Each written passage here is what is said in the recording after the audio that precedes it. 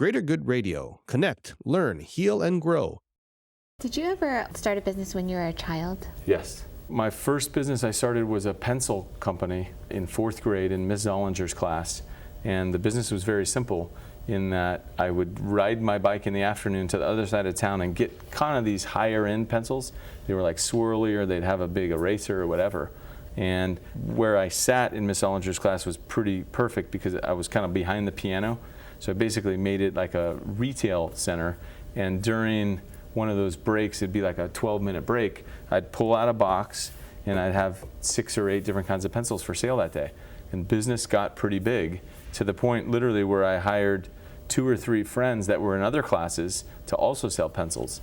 And that business went on for 3 or 4 months and got to the point that it was, I was maybe making $20 a week or something, but it seemed like a big number until the principal found out, and she came in and squashed the whole business in one day.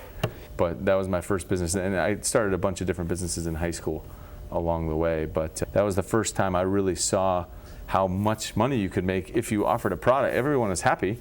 They were getting pencils, for 30 cents that they couldn't normally get, and I was buying them for 10 cents.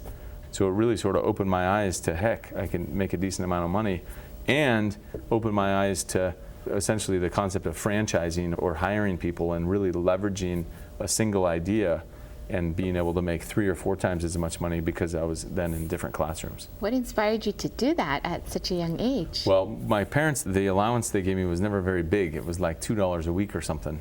So I wanted to try and get some more money, and then I guess it was just kind of curiosity, and started selling a couple here and there and realized that there was a market there.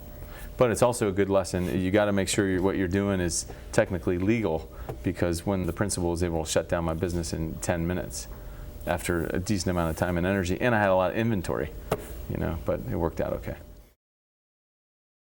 If you resonate with Greater Good Radio, please join our community at www.greatergoodradio.com, where you can get access to exclusive content and offerings.